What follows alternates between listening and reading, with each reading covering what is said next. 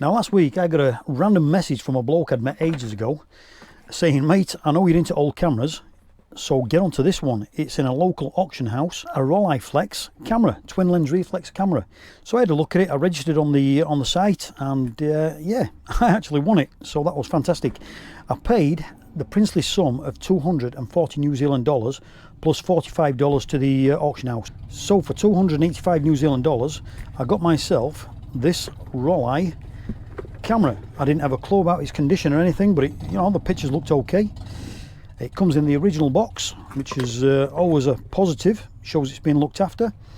Now it also came with a series of little brochures, pamphlets, and although they are absolutely beautiful and obviously historic, unfortunately they're all in German, so I don't actually read German, so I haven't got a clue what any of them say. But they're nice to have, certainly nice to have. There is one small brochure, this one here, and this does give a little bit of English in there, just the real basics, and it yeah, just helped a little bit. I'm presuming this is the retailer, and this was from a place called Andreas Heber Photograph in Weingarten, Baden. That's in Germany, presumably. So there you go. So yeah, the brochures and the box. But what about the camera? So it came in a leather carry case, which looks to be in pretty good condition, actually, really good condition. Let's check it out. You've got to undo this little clip here. There she goes. And this is the camera. It's even got the lens hood, which again shows that it's been looked after. Now the camera does seem to be in pretty good condition, actually. She's a little bit scuffed and a little bit battered and bruised, but the lenses look to be in good condition. If you look under the Rolleiflex name there, you see the serial number. In this case it is 1079132, and you can go onto a website, check that serial number, and that will give you the approximate date of when the camera was manufactured. In this case the camera was manufactured between 1947 and 1949. There were 3,800 made. Turns out that this camera is a Rolleiflex Automat Type 3 with uncoated lenses. Now the next thing I'm going to do is give this camera a little bit of a clean up, and we'll try and get this camera looking a little bit flashier than it looks at the moment. But all in all, I'm quite excited about this camera. So this is Neatsfoot oil, which is a great original oil for leather, and it really does restore the leatherette. We'll just put a little bit onto a cloth there, and simply we'll start on the back and just give it a gentle rub in.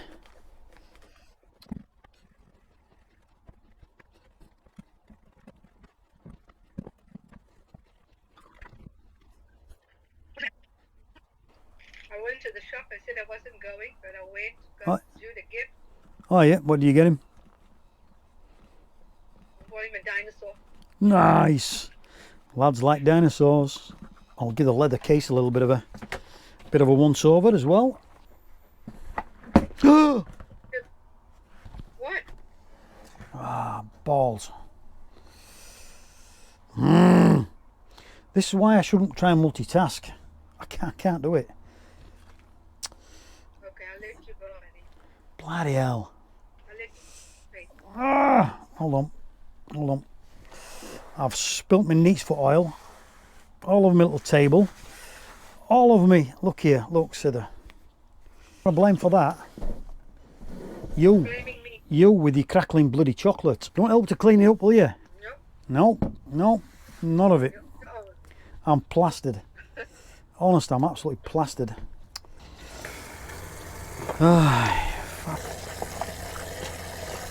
So next thing, I'm going to try and take off this waist level finder hood, and then we can get inside and try and clean up the ground glass. So all that entails is getting the right size little screwdriver. There are 4 screws. That one's coming out quite easily. Oh, and don't lose them because they are so tiny. Little grub screws. Okay, now that should, in theory, that should just lift off. And it does. Oh, there you go. And look at the state of it in there. Oh my, look at the state of the mirror. I'll try and clean it up and dust it out as best as I can. I'll give the inside of the viewing lens a little bit of a clean as well, make things a little bit easier. Look at the state of the ground glass. That is absolutely gopping. So we'll try and give that a bit of a clean up as well. There's not actually much I can do with the mirror, to be fair. I mean, it's absolutely knackered.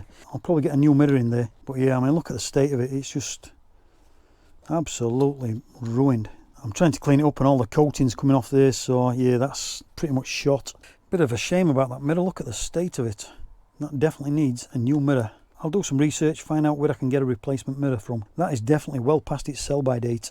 Little magnifier, a quick once over. Let's give it a quick dust out. And then obviously the ground glass. See how much cleaner that's going to be. There's a fair bit of dirt coming off it, to be fair. Whatever I can get off there is going to help to a certain degree. I can actually take that out, but I don't want to in case the clips snap. They look quite rusty, those clips. So we'll just do what we can do. The ground glass has cleaned up quite well actually, it's not too bad at all. So I might be able to get away with that. Give it another bit of a tickle. That is a lot better. Oh, beautiful. That is well monted. There we go, that's back in. All we've got to do now is refix the grub screws. This is going to be the tricky bit because my fingers and these grub screws are not made for each other at all. And unfortunately, for whatever reason, this is not a magnetic screwdriver. Oh, that's one, come on.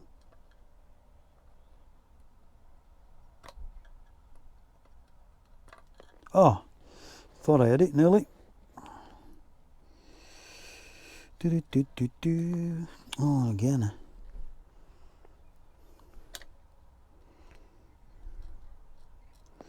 Well,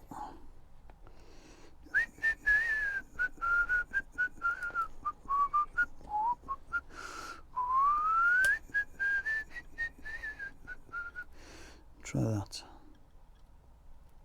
Come on, you little beauty. Oh, we're in. Happy days. Okay, that's one. I'm going to do opposites and evens because, you know, why not? This is going to be the awkward one right in the corner there. Oh, and because I'm messing about with these little grub screws and my fingers just won't allow me to get any purchase on them, I've put a little touch of blue tack on the end of the screwdriver. I'll stick the grub screw onto the blue tack like so, and hopefully that might just help me position the screw. And it does. So much easier. Look at that.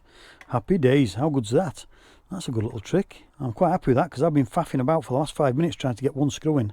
Look at that. How good's that? I'll remember that trick in future. That's all back together, and that is looking a little bit better than what it was when I started, which is all I can ask really from a 1940s camera. So now the camera's relatively clean, a little bit better shape than it was. Let's take a closer look at the features and the operation of this beautiful twin lens reflex camera. This is a Rolleiflex Automat Type 3 camera built between 1947 and 1949. It's a 6x6 medium format film camera and it takes 120 roll film. From a roll of 120 you will get 12 frames per roll. With it being a TLR, it's got two lenses, twin lens, as in two lenses, twin. Anyway, yeah, you get that. So the top lens is your composing lens. So you open the waist level finder like that, you look down into the waist level finder and you can pose and view through the top lens. The bottom lens is your actual taking lens.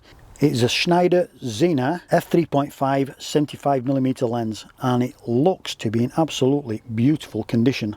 It has got a Compo Rapid shutter with shutter speeds ranging from half a second to 1/500th of a second, plus bulb mode for longer exposures. All the shutter speeds are working apart from 10th of a second and below, and that is quite a common issue on these old cameras. It's quite easily fixable. I just need to take it in for a CLA, a clean lubrication and adjust CLA. This wee button dial or lever, whatever it is, that is your self timer. But on this camera I won't be using the self timer. I did try it once when I first got the camera and it was working, but it was slow, so I'm not going to really push that and just leave it as it is. On the bottom corner of the camera here you've got a threaded mount for a cable release. At the bottom corner there you've got the shutter release button and it's got a little cover so there's no accidental fires. You've got a little window, a peephole window there. On the right hand side as I look at the camera, this dial sets your shutter speeds. The other dial at the opposite side, that sets your aperture. On my right hand side of the camera you've got a film counter window just there, and that tells you how many exposures you've used. When you've got a roll of film on, you wind on and it will stop when it hits the next frame. This is your film wind crank. This crank also doubles up to cock the shutter for the next exposure. So basically what you do when you've got a roll of film in, we'll test it, there's no film in now, but what you do is wind on, so that advances your film, and then you wind back until it stops. That cocks the shutter. Then you remove the shutter button protector and fire the shutter. Did you hear that? So let's wind on again and then back to cock the shutter. Listen, that's as quiet as a mouse. How good is that? Do it again.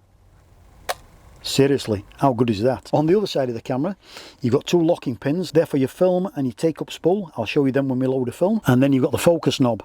On the side of the camera here, the lens block. As you adjust your focus, that lens block moves in and out to get you the focus that you require.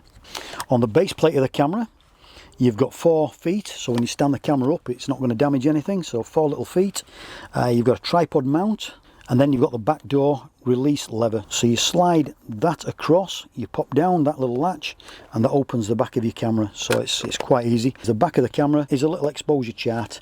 It's all in German. With this particular camera, there's no internal light meter. So I'll record all my exposure settings on an external Sekonic light meter, and just take the readings with this, transfer the readings from this to this, and happy days. We should get some correct exposures. And that basically is the features of the camera. Okay, let's load a roll of film into this beautiful camera. So I'm going to put in a roll of Ilford FP4 Plus, and I'm going to rate it at ISO 400, just because I'm not sure what the weather's going to be like the next few days, so it could be a bit dull. Open up the back door, slide that across, open the tab, and in we go. There's already a take-up spool in the camera there, so we take out the roll of film.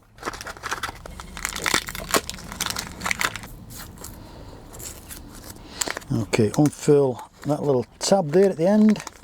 You pull out this little locking pin, insert the film like so, close the locking pin, which will lock that film in place. And here we go. You see this little stainless guide rail there? You've got to push this film tab between those two guide rails there, like that. That is how the camera knows to stop at the first, second, third exposure, etc. It feels the difference between the paper and the film when it comes through, so it knows when to stop. I don't know, don't ask me, I have no idea how it all works. Anyway, so you pull that through, you slide the film, I don't know if you can see that too well, but you slide the film into one of those slots on the take-up spool, and then you wind, close. You can actually take the door off actually as well, which makes life a lot easier. Then you wind on your film like so until you see an arrow come through. You can just see the arrow coming through now, and as soon as you see the arrow, you know that your film's loading okay, so you can close the back door, make sure there's no light leaks, lock it in place, put that tab down, close that tab. So then you go to your winding crank again. I don't know if you can see the film counter window there. You just simply wind on and keep winding until the number 1 comes up into the slot. There it is. We've got a fully charged Rolleiflex Automat Type 3 with a roll of FP4 Plus inserted, and I cannot wait to get some photographs of this beautiful camera. While I'm at it, just hang fire. We need to set the Sekonic light meter to read the light. So just turn it on, press ISO, and we're going to shoot this at ISO 400. And that's it. So that is now set for ISO 400. I mean, come on, look at this camera, come on. Really? I am so in love with this camera already.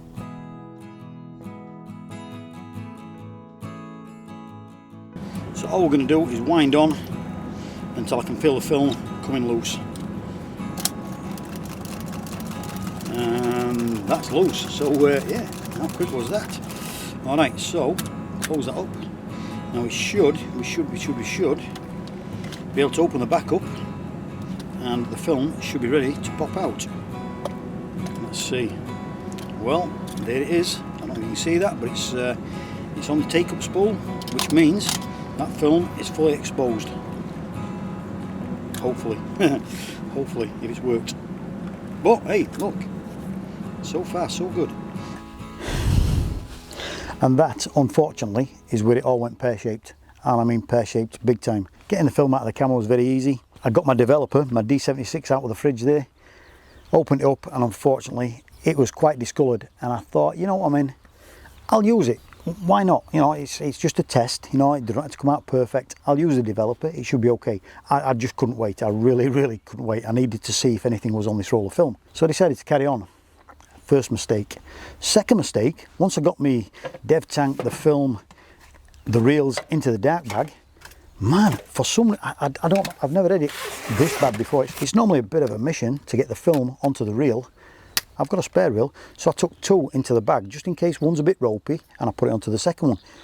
I could not, for love nor money, get this roll of film onto this reel in the dark bag. It just would not go. I was 20 odd minutes, 30 minutes, it just wouldn't go. And then my hands started getting sweaty, the film started sticking.